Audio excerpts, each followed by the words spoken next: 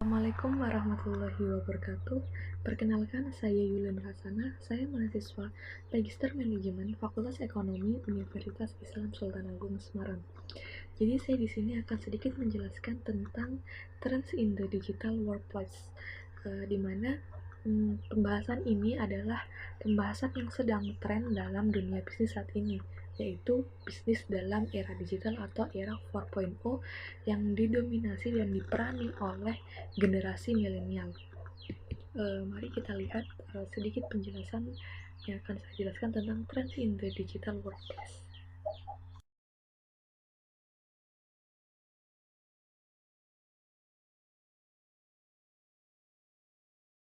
Selanjutnya, mari kita lihat fakta-fakta tentang dampak perubahan yang terjadi dalam dunia bisnis.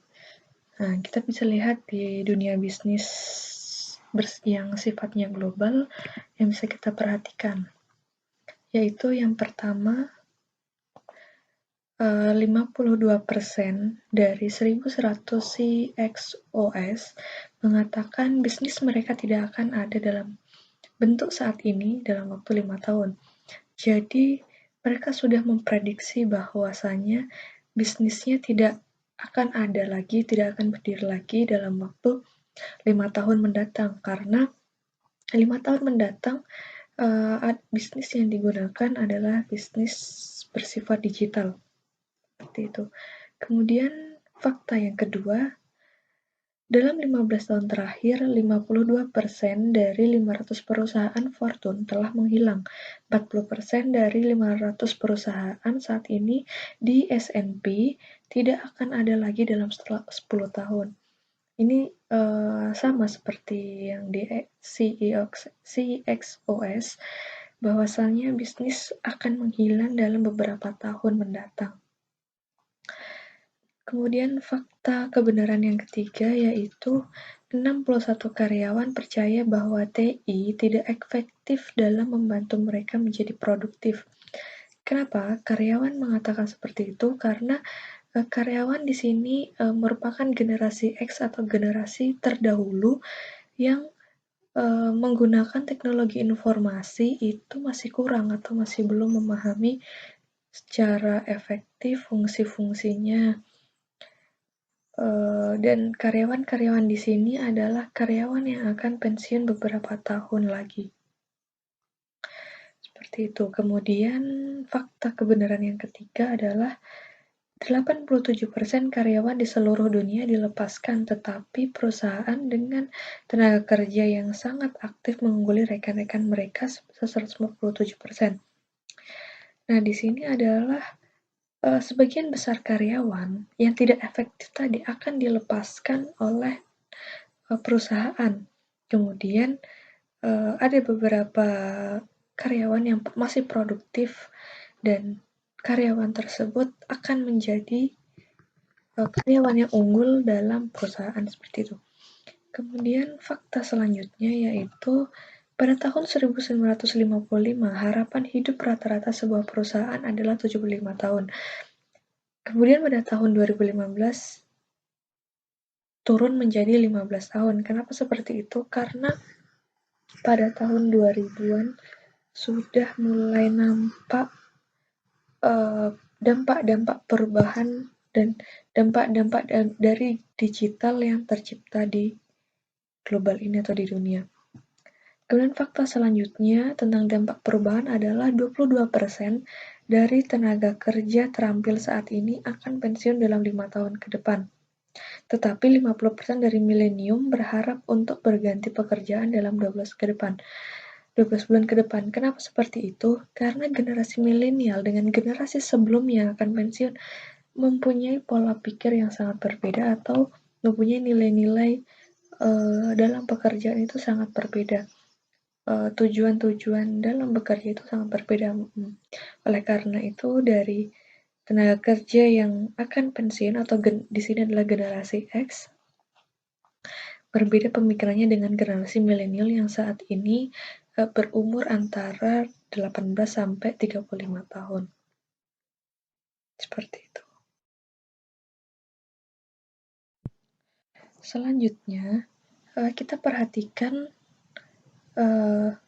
global megatrends yang terjadi pada era digital saat ini, atau yang terjadi yang sangat mempengaruhi dalam digital workplace, di mana megatrends ini adalah sumber kekuatan utama yang bersifat global, berkelanjutan, berkekuatan ekonomi makro yang berdampak pada sistem sosial dan lanskap ekonomi dunia. Ada 9 kekuatan utama yang menjadi pengaruh dalam ekonomi digital atau dalam dunia bisnis yang bersifat digital. Yaitu yang pertama shift to cities, urbanization, kemudian economy shift to Asia, greater global connection, competition for resources, climate change and pollution, empowered groups and individuals, demographic change, digital business, increasing automation and AI. Nah, tetapi ada 9 jenis dari 9 jenis tersebut ada 3 sumber kekuatan utama yang akan kita soroti dalam hal ini, yaitu demographic change, digital business, dan increasing automation and AI. Nah, 3 hal tersebut adalah yang sangat berpengaruh dari global megatrends. Yang pertama kita lihat adalah, atau yang akan kita bahas adalah demographic change. Nah, kita lihat kurve di sini, kurve generation, bahwasanya generasi milenial saat ini adalah yang paling mendominasi dalam lingkup global, atau yang paling tinggi rasio angkanya. Generasi milenial kita lihat di sini sebesar 15,3, generasi X 14,8, baby boomers 14,6, dan yang terakhir generasi Z itu 13,8. Di mana generasi milenial ini adalah generasi yang berusia antara 18 sampai dengan 35 tahun, dan saat ini adalah generasi yang sedang yang paling produktif di antara generasi-generasi lain. Oleh karena itu, generasi milenial saat ini adalah generasi yang berpengaruh dalam dunia digital workplace, atau yang memainkan peran dalam dunia digital workplace, dan menjadi peran utamanya di sini adalah generasi milenial.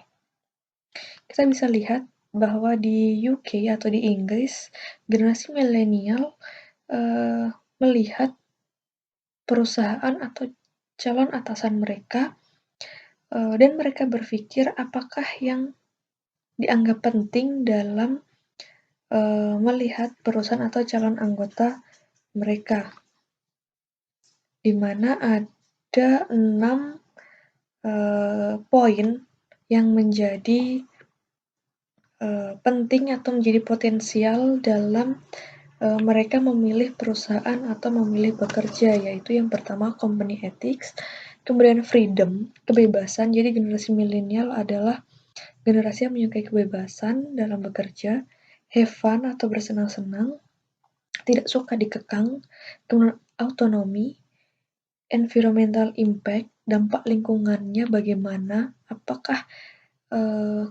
satu frekuensi dengan generasi milenial tersebut atau tidak. Kemudian flexible hours,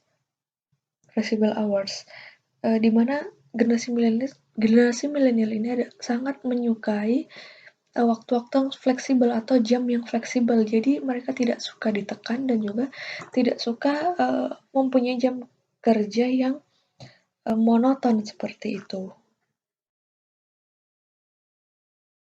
Kemudian yang menjadi pertanyaan selanjutnya adalah generasi Z apakah sama dengan generasi milenial atau malah berbeda?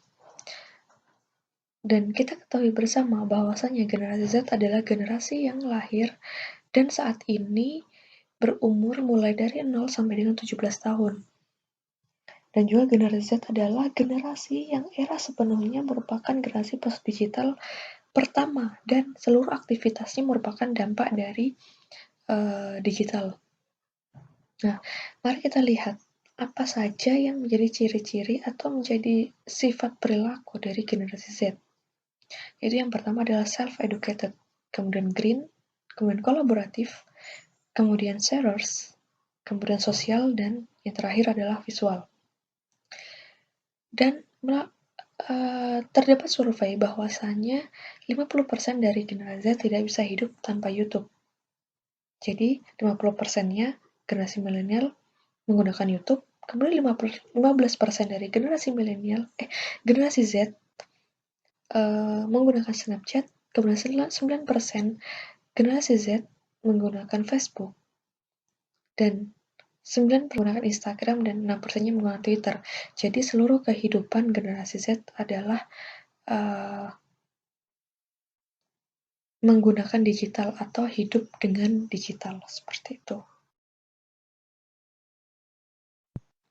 Selanjutnya yang akan kita bahas adalah poin digital business, di mana digital business adalah transformasi bisnis dari yang sebelumnya atau dari era 1.0, 2.0, 3.0 dan beralih ke era 4.0, yaitu era digital.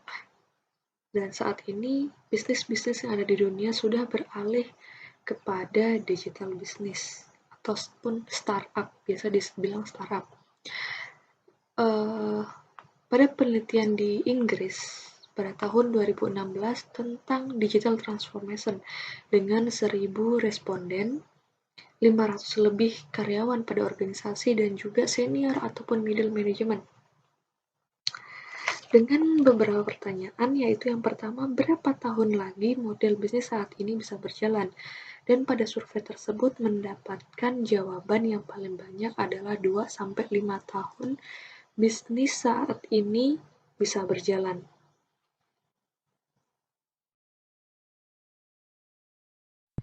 Kemudian dari penelitian tersebut muncul pertanyaan lagi, bagaimana sektor akan terganggu oleh bisnis baru atau model operasi digital ini selama 2 tahun ke depan. Nah, dalam penelitian itu mendapatkan jawaban atau mendapatkan hasil, yaitu yang paling banyak tidak signifikan. Jadi, sektor tidak akan terganggu pada bisnis baru atau model operasi baru selama 2 tahun ke depan. Hasil tidak signifikan adalah hasil terbanyak, yaitu sebesar 37%. Kenapa tidak signifikan? Karena dari kurva sebelumnya, bisnis akan terganggu 2-5 tahun, jadi 2 tahun belum terlalu akan mengganggu bisnis yang saat ini, atau belum terlalu terganggu oleh bisnis baru. Kemudian yang selanjutnya yaitu tindakan apa yang diambil untuk mengubah tempat kerja dan budaya organisasi di era digital bisnis atau di era digital saat ini. Dan jawaban paling tinggi sebesar 38% yang paling bawah ini tentang new technology to improve employee collaboration atau teknologi baru untuk meningkatkan kolaborasi karyawan. Jadi di era digital business ini tindakan yang berpengaruh atau tindakan yang harus diambil untuk mengubah tempat kerja dan budaya organisasi agar menjadi perusahaan yang bekerja secara efektif dan efisien, yaitu adalah perbaruan teknologi atau teknologi baru. Hal tersebut untuk meningkatkan kolaborasi karyawan. Dan hasil survei memperoleh yang paling sedikit atau memperoleh hasil yang paling sedikit, yaitu empowering employees less centralist. Itu yang paling atas ini, yaitu sebesar 18%, yaitu tentang pemberdayaan karyawan atau pemberdayaan karyawan yang kurang terpusat. Jadi dalam era digital, pemberdayaan yang kurang terpusat itu kurang meningkatkan atau kurang mengubah tempat kerja dan budaya organisasi.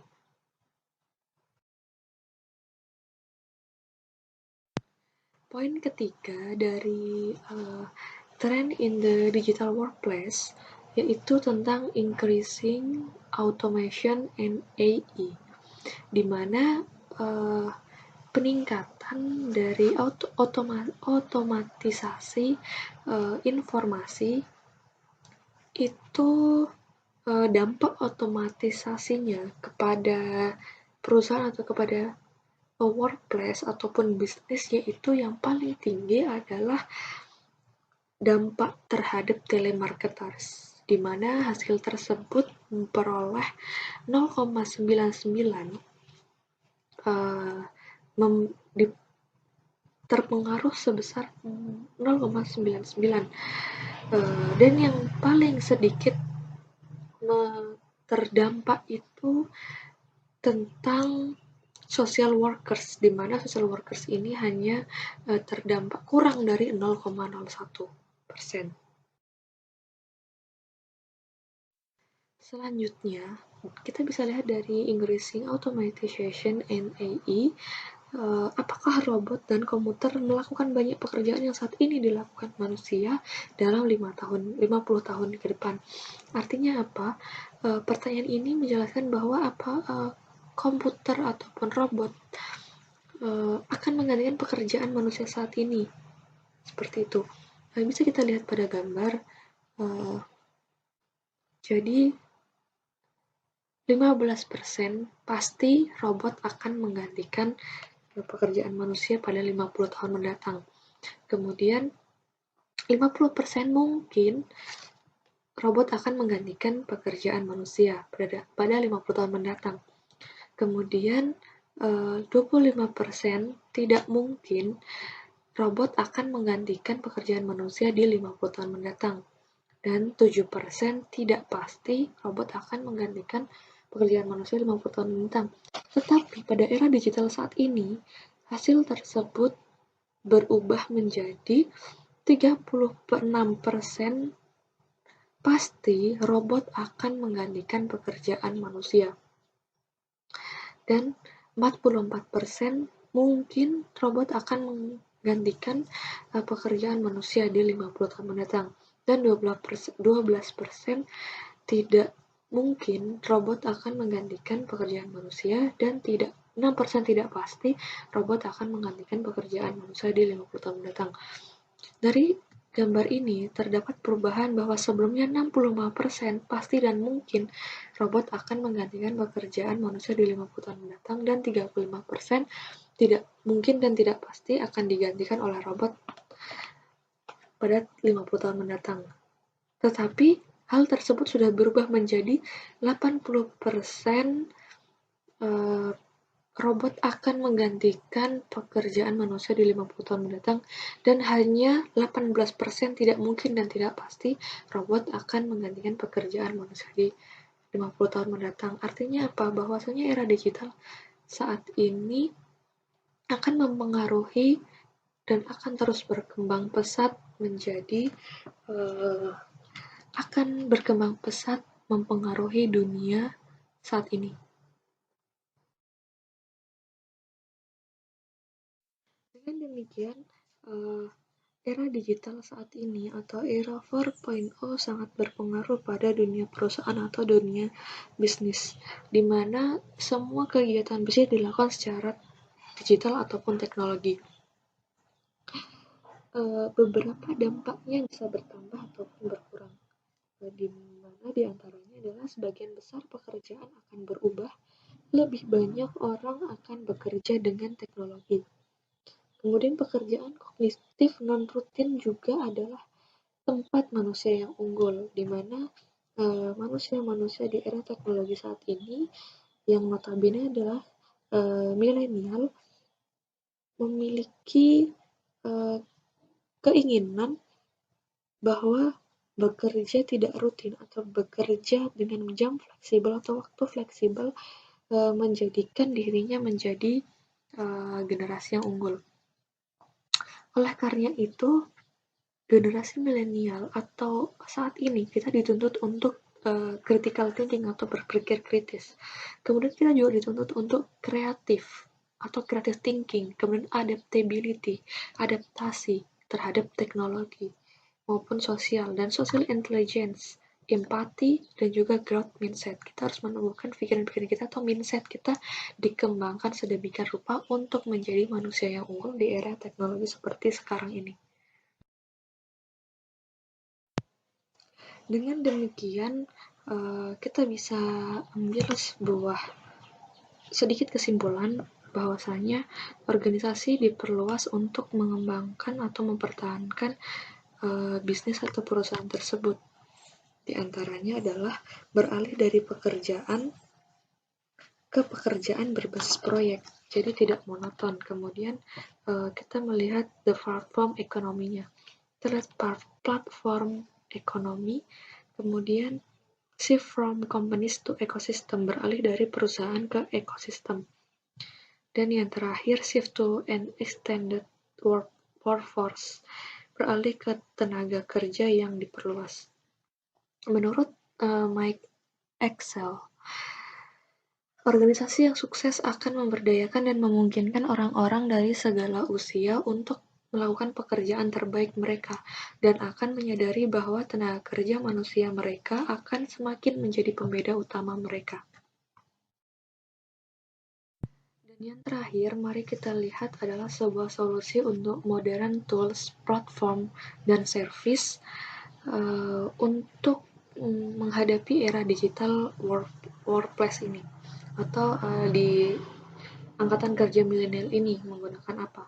Yang pertama yaitu consumer grade UX, kemudian commercial grade reliability, kemudian enable anywhere working, mobile sosial kolaboratif, work from any device, built-in intelligence, analytic, built-in security, privacy, dan yang terakhir adalah trust.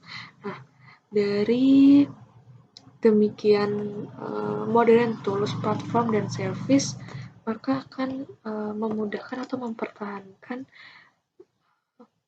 perusahaan dengan digital workplace ini. Nah, demikianlah sedikit penjelasan dari trends in the digital workplace yang sebagainya ada di penelitian Inggris.